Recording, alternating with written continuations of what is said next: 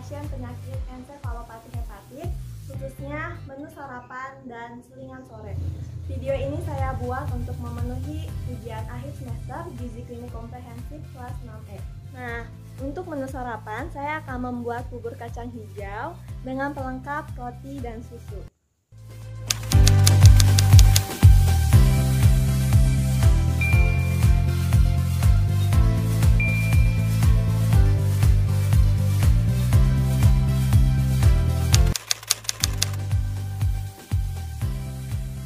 Untuk proses pembuatan bubur kacang hijau, pertama masak air kurang lebih 400 ml sampai mendidih.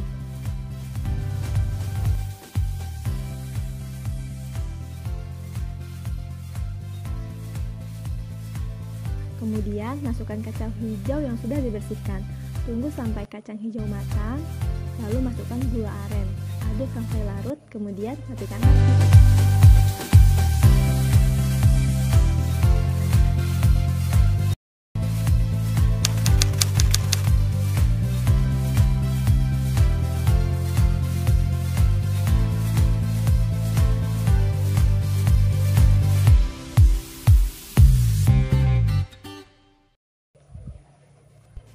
Untuk roti tawar, di sini saya langsung menggunakan roti tawar yang sudah jadi dengan memilih kandungan gizi yang mendekati dengan kandungan gizi roti tawar yang sudah saya hitung sebelumnya. Kemudian untuk susu, saya menggunakan merek susu sapi dengan rendah lemak. For your information juga nih, karena susu merupakan protein yang tidak tahan terhadap panas, maka ketika kita menyeduh susu jangan terlalu panas ya, cukup sehangat kukus saja.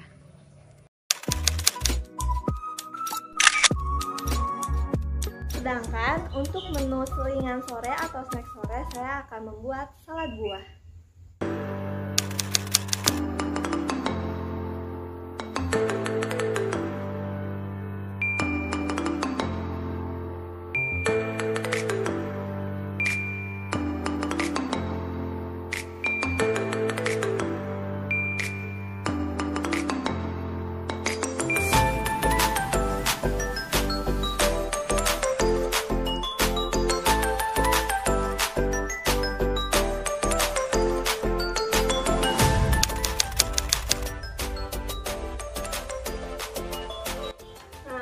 Pertama, untuk membuat salad buah ini kita perlu memotong-motong dadu buah yang sudah kita sediakan tadi.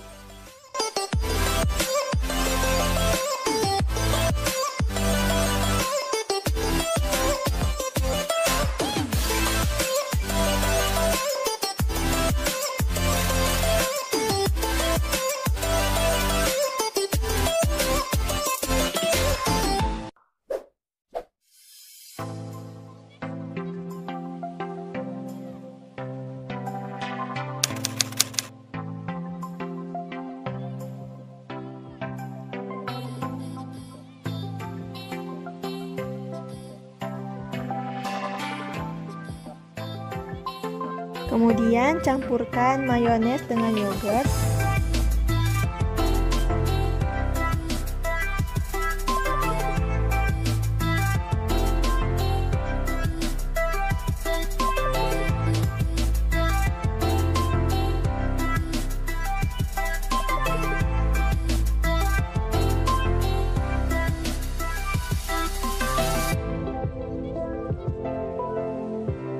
Kemudian masukkan parutan keju di atasnya.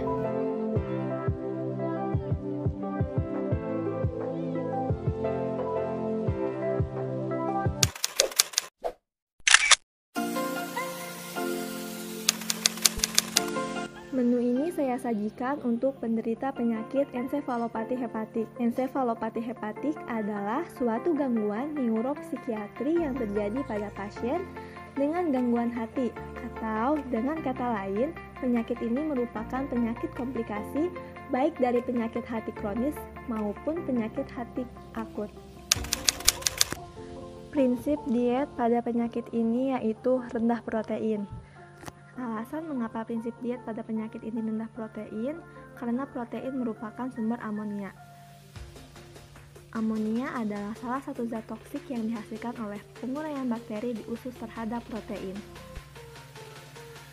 Adanya amonia ini disebabkan juga karena adanya gangguan asam amino yang terjadi karena adanya penurunan fungsi hati, di mana pada penderita gangguan fungsi hati mengalami berkurangnya sel hepatosit dan kemudian menyebabkan penurunan fungsi metabolik dan sintetik hati, sehingga pada penderitanya akan mengalami hiperamonia.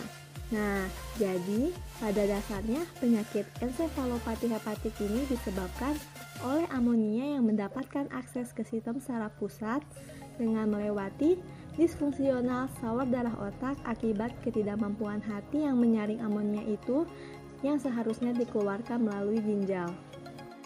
Menu ini saya buat berdasarkan pasien laki-laki dengan usia 40 tahun, di mana kebutuhan energinya sebesar 1.800 kilokalori, protein 60 gram, lemak 50 gram, dan karbohidrat 247,5 gram.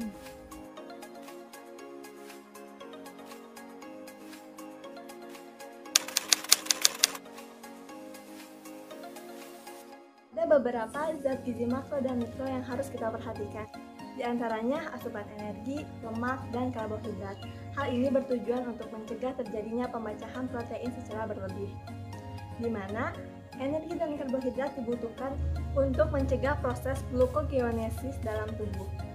Glukogeonesis ini terjadi apabila asupan energi dan karbohidrat dalam tubuh tidak tercukupi lagi. Apabila lemak juga tidak tersedia, maka tubuh akan memecah protein untuk energi. Hal ini harus kita hindari karena pada penyakit ini meminimalisir proses pemecahan protein. Sedangkan untuk zat gizi mikro, mineral, dan vitamin yang harus kita perhatikan adalah vitamin C, vitamin B kompleks seperti B1, B2, dan B12, zinc, dan asam folat.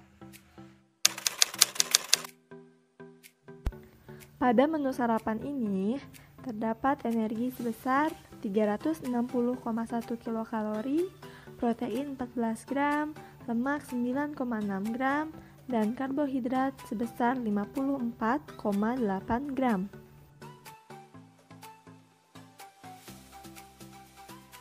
Menu ini telah memenuhi kebutuhan sebesar. Untuk menu selingan sore terdapat energi sebesar 138 kilokalori, protein 2,5 gram, lemak 9,7 gram, dan karbohidrat 10,5 gram. Menu ini telah memenuhi kebutuhan sebesar.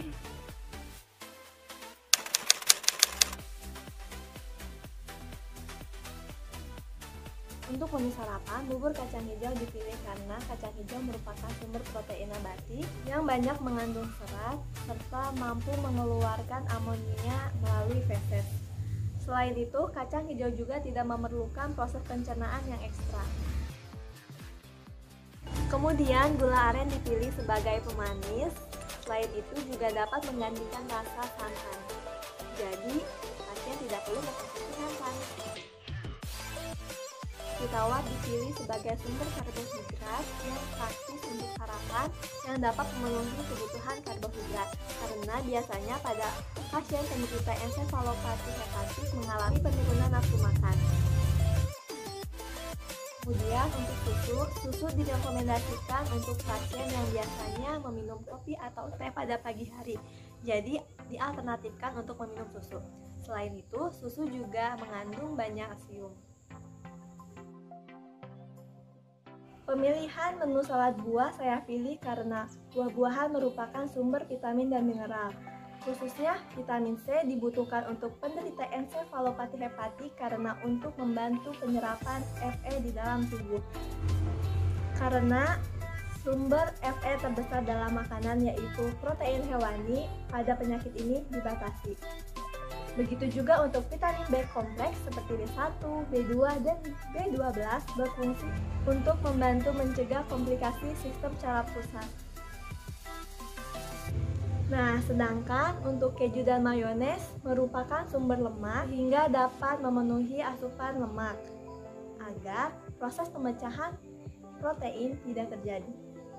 Nah, itu dia rekomendasi menu sarapan dan menu selingan sore untuk penderita ensefalopati hepatik. Sekian dari saya, mohon maaf atas segala kekurangan dan kesalahan. Wassalamualaikum warahmatullahi wabarakatuh.